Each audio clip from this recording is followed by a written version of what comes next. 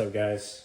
I just got done with another Saturday, and it's been raining today, which made work lame because we had to cover all the concrete. But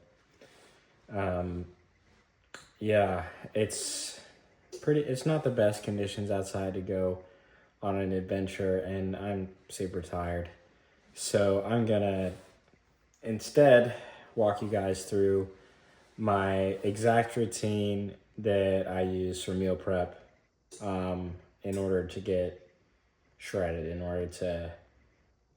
theoretically, you could also use this exact same routine to get big or to maintain or whatever. It's all just about like how much of whatever you're eating that you eat. But yeah, I'm pretty much going to go through step by step how I do it. But first, I got to do the dishes. My roommate had some people over before he took off for the weekend, and he made some food and stuff, and I had some, and I was like, yeah, I'll clean up for you. Usually clean up anyway, but it's always better when it's your own idea, you know. So so I'm gonna go ahead and clean all this stuff up. Maybe I'll just leave the camera rolling so you guys can participate in some movie magic. And also I've got the oven preheated right now, set to 425, so that's important. Remember that. It's actually not that important.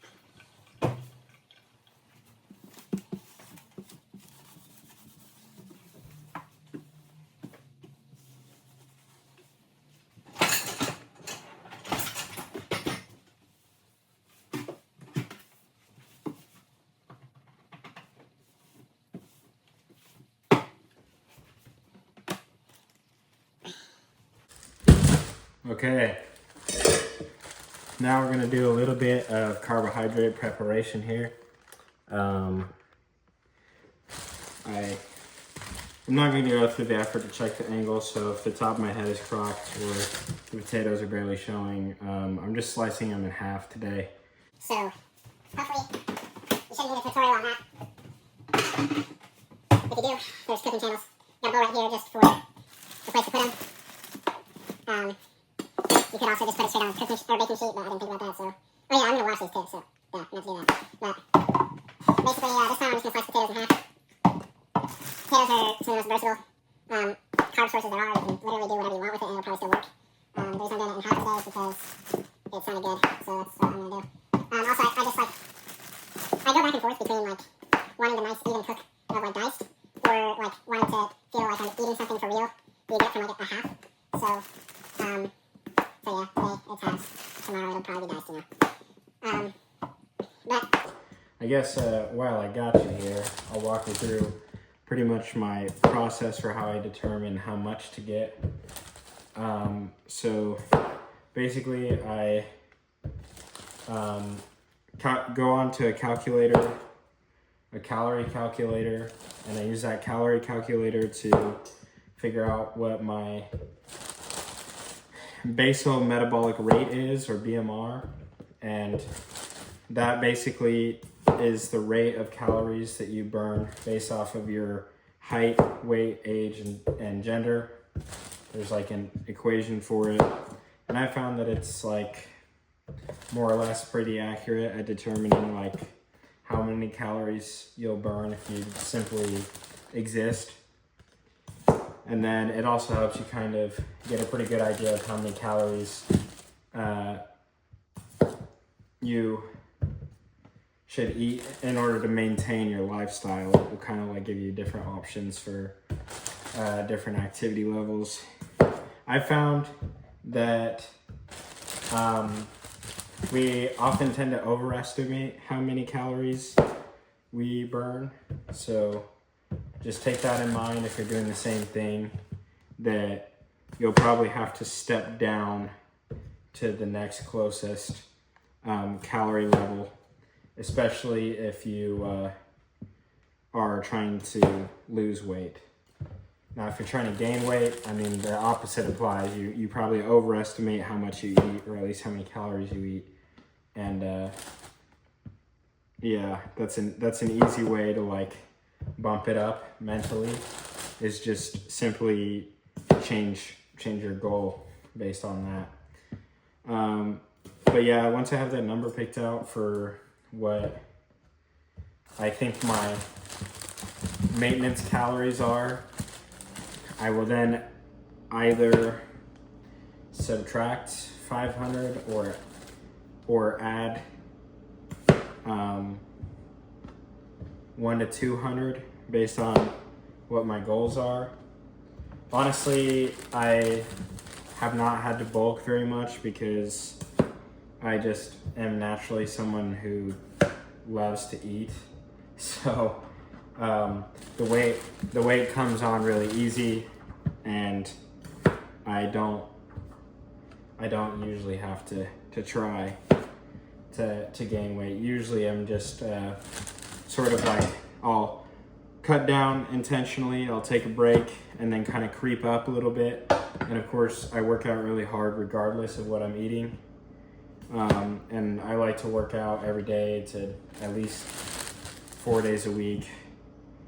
But just because it's kind of like my anchor, it's like the only real consistent thing that I have besides the spiritual habits I have every day. But yeah, anyway, so I take that number, and then I usually will determine the amount of protein I want to eat based off of just 1 gram of protein per pound of body weight. That's on the higher side for sure, but it's super attainable, especially for someone who likes meat. If you don't like meat, it's a little bit harder.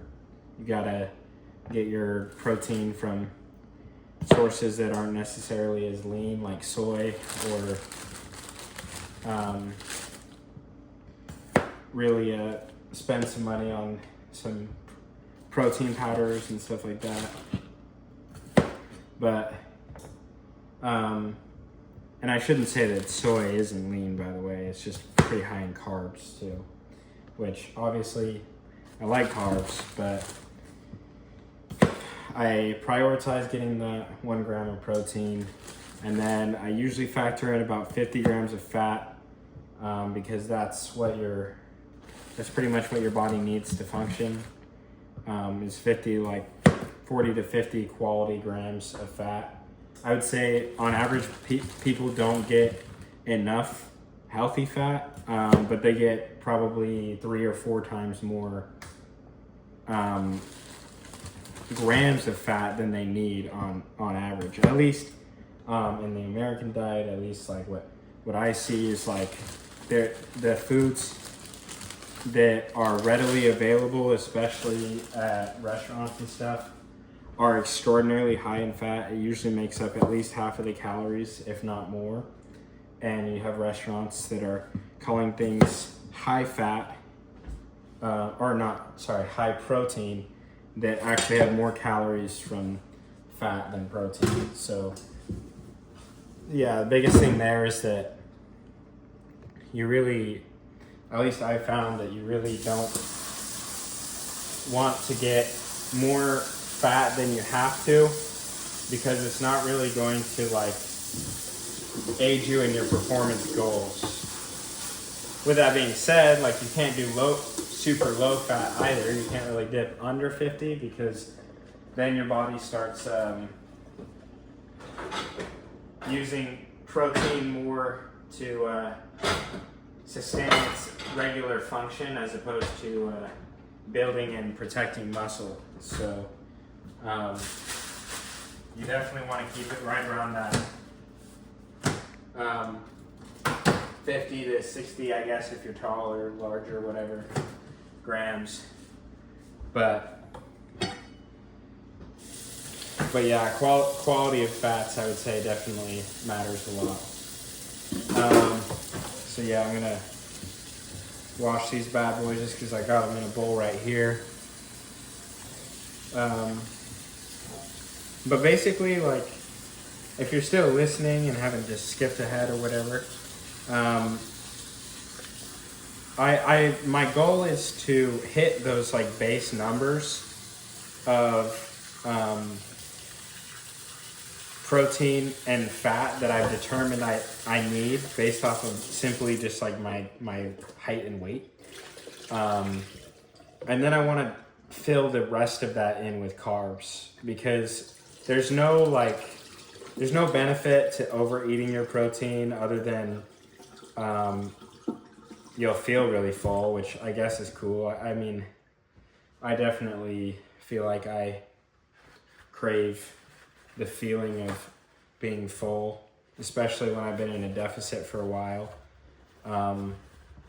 But I definitely would say that carbs are, like, in some ways they're pretty underrated, because they just directly fuel your performance.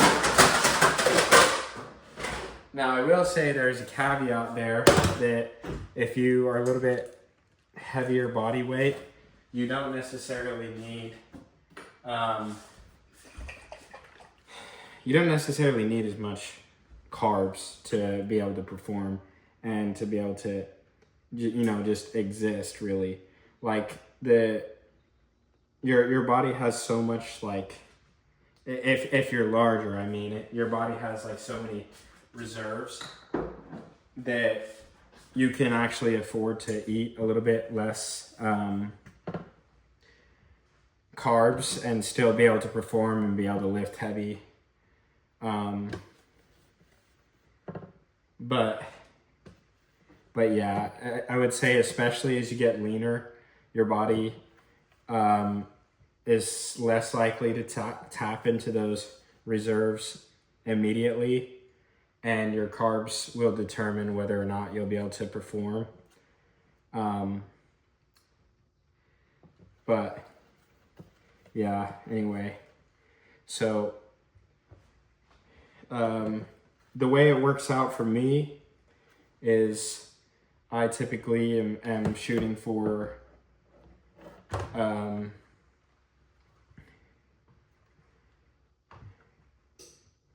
about 175 grams of protein per day. And with my current goals to kind of get down to a really lean baseline, that means that I need about the same, maybe a little bit more, maybe about 200 grams of carbs. So that means, coincidentally, that I need about a pound of potatoes and a pound of chicken every day. And because I'm in a deficit, I prefer to do that in 2 meals as opposed to 1. I definitely have the ability to put that down in 1 meal, but I've found that my cravings and desire to eat are significantly higher after eating a large meal. I feel like you like set that precedent for your stomach for the day, and it's like, oh, time to eat a huge dinner too. Whereas if you eat, say, half your lunch at 10, the other half at like 2, then when you get home from work around 6 or so, you're a little bit more on the okay side. And so I'm going to be meal prepping my 2 lunches, I suppose you could call it, I guess I don't really eat breakfast though, so it's more like a breakfast and lunch situation. But I'll be prepping the 2 servings of half pound of chicken, half pound of potatoes. And then I'll walk you through my creamy process. If you don't have a Ninja Creamy, there's a million other ways you can get your protein in at night. But the reason I like Ninja Creamies, other than the fact that it literally just tastes like ice cream, is it's a good way to utilize like your more slow releasing protein at night, which is good for recovery, and it's good for mental function and all that. And shoot, it's also just like a fun way to get in some extra protein, and adds volume, you know, with the water mixed in ice form, you feel like you're eating more than you actually are. So that's a good move. In the past though, I've done like yogurt mixed with berries. Greek yogurt mixed with berries is great. Greek yogurt mixed with protein powder. I've also just like done another 3 servings of potatoes and chicken, you know, like there's a lot of ways to skin the cat, but what really matters is just being consistently eating towards your goals. That's pretty much the only thing that matters, actually.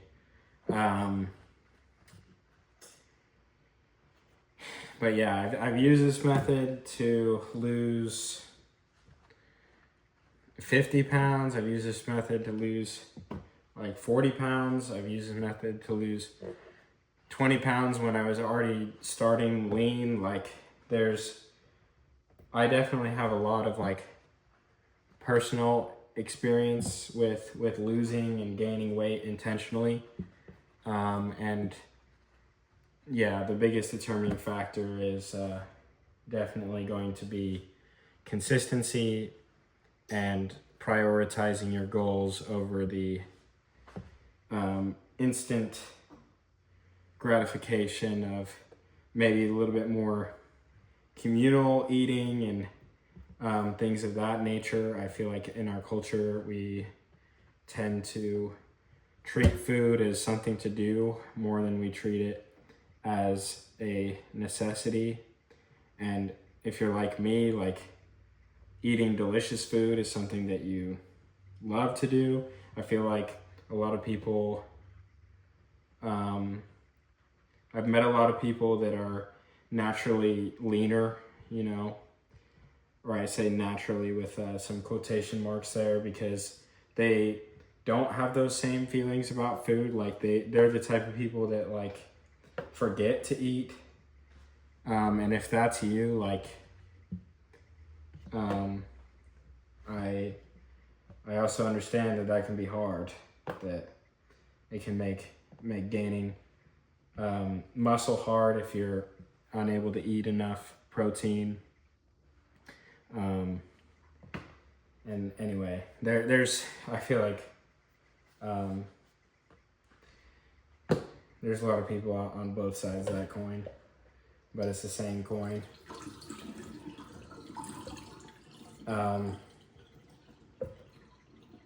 But yeah, I guess I mentioned that I skip breakfast. That's something that I have toyed with a lot in the past. Right now I work out fasted in the morning, but I do take pre-workout beforehand. I personally don't feel like pre-workout is necessary. I say that, but I also am pretty much completely immune to caffeine.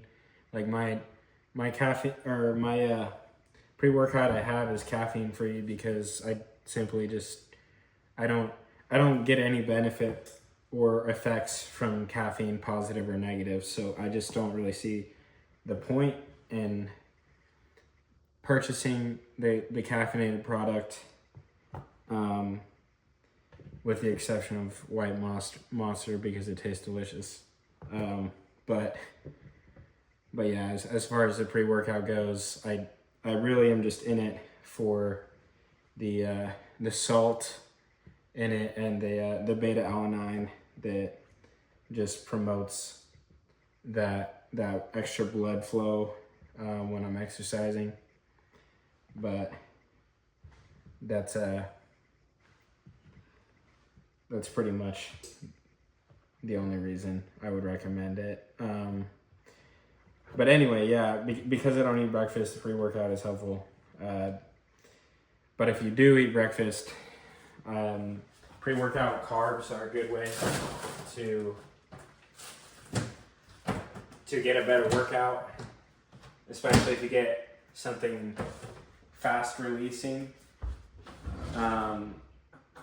like honey. It can help you have a better workout. Right now I'm just stabbing these with a fork so that they cook through a little bit easier. It's not super necessary with the gold potatoes because gold potatoes are kind of like inherently soft anyway, but I just tend to go too far as opposed to not going far enough, you know.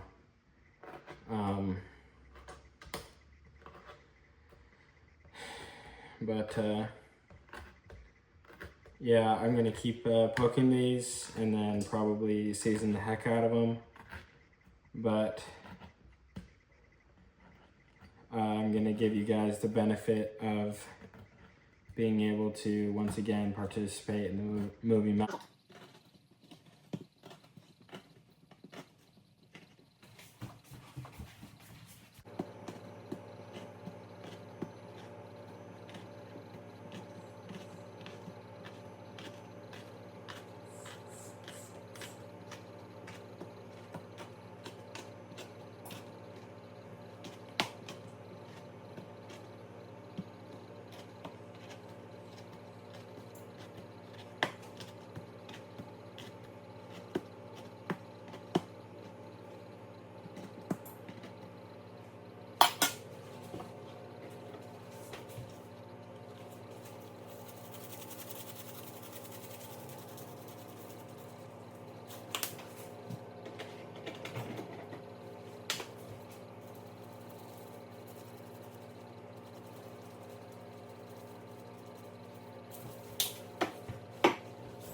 Most important.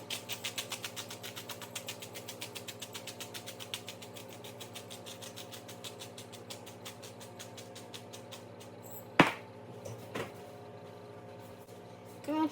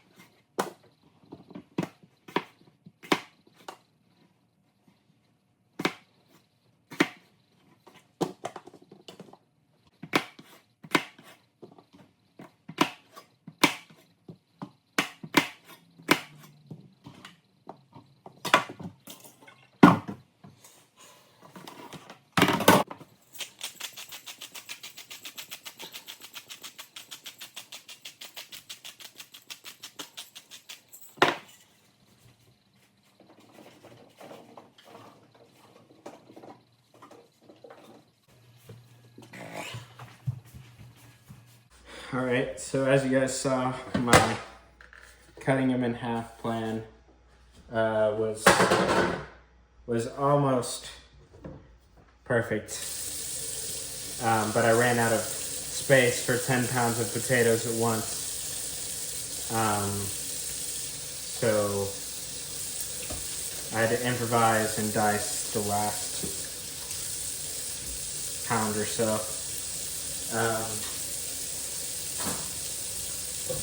But with the potatoes out of the way and the freshly dirty dishes washed and then in the dishwasher. It's time for my favorite part, the chicken. So I actually cheated a little bit. I purchased 10 pounds of chicken.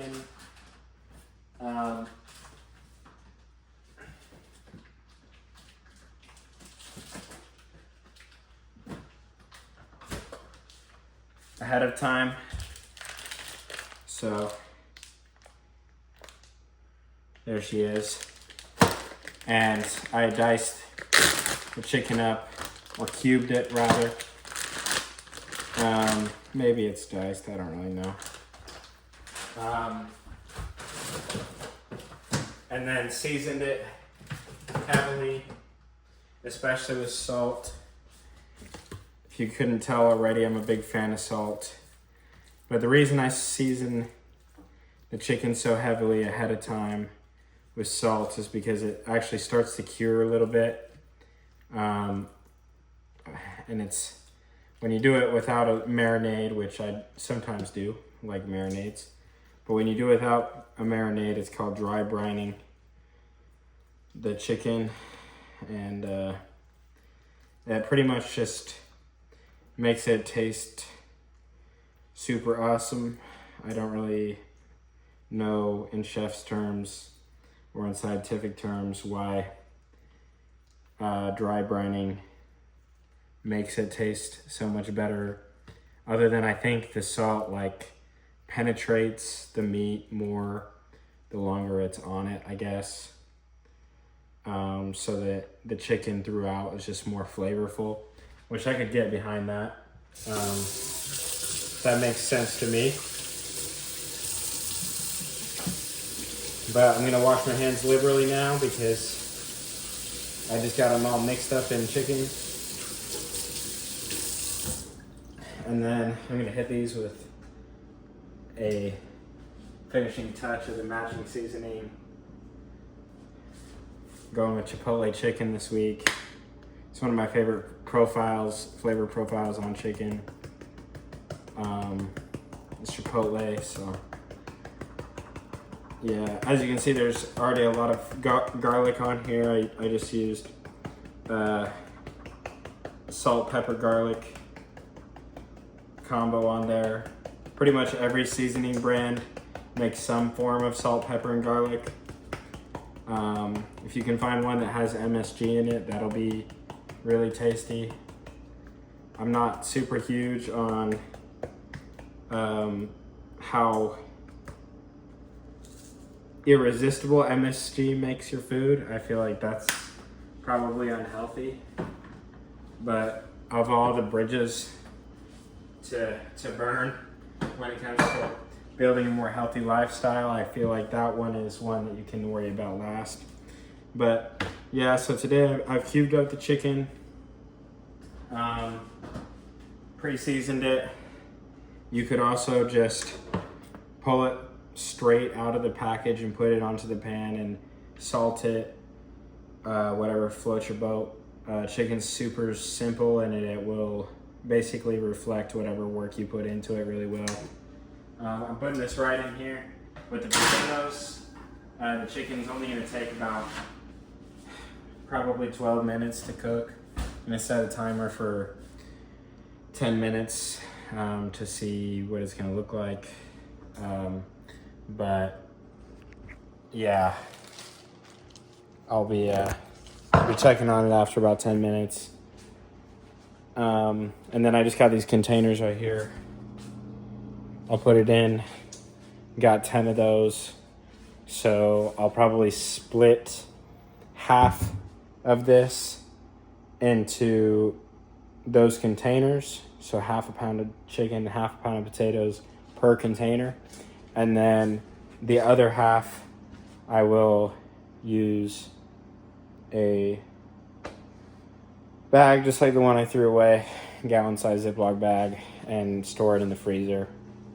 And then I'll be able to thaw that out 5 days later, maybe a day early because my fridge is super cold.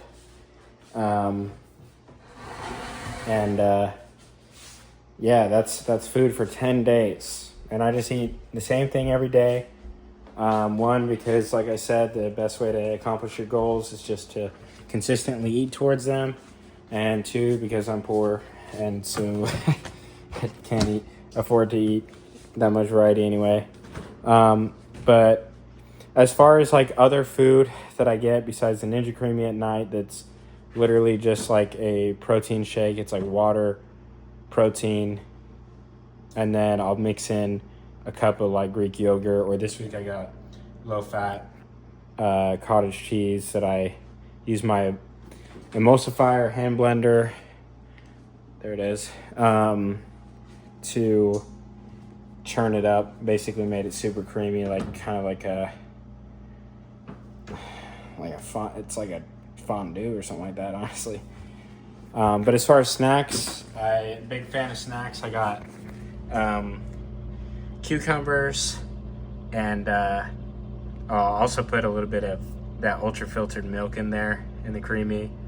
Ultra filtered milk is just like basically like one step away from whey protein, so it's pretty fire. I like whole milk too, especially if you're in a surplus. I eat 2 kiwis a day because they're delicious and because they make me more vascular for whatever reason. I don't know why it works, but it does. And then I also got pickles in there. My goal for snacks is pretty much just to like curb my hunger, especially when it's towards the end of the day and I've already eaten like all the calories I plan to eat. Because no matter how well you eat, like when you're in a deficit, you are literally starving yourself a little bit so that your body uses fat for calories instead of the food. So you're inevitably going to be hungry, but the super low calorie snacks like cucumbers and peppers and things like that can kind of help curb that. But yeah, that's pretty much going to be it this week. This video is probably already like super long. Maybe I'll add like a picture of the finished product, but it's really just not that exciting. Oh, I was going to say that if you do the same method and you just store the chicken like I had in a bag or in a bowl covered or something in the fridge, you can also just throw the chicken and or potatoes in the air fryer and just let that rip at 400 degrees. Or honestly, the air fryer is even faster, I think, because of the fan to cook the chicken. So that also means it's going to be a little bit more crispy. But yeah, it's not that complicated, guys. Like, honestly, our culture has chosen to complicate food so much more than it needs to be. But yeah, I love food, and I am a foodie, so I'm just a part of the problem too. But anyway, yeah, thanks for tuning in, guys. And like I said, plan on some big things coming up, but before any of that, I've got to just keep grinding at work and getting my project to the point where it needs to be. So, peace out.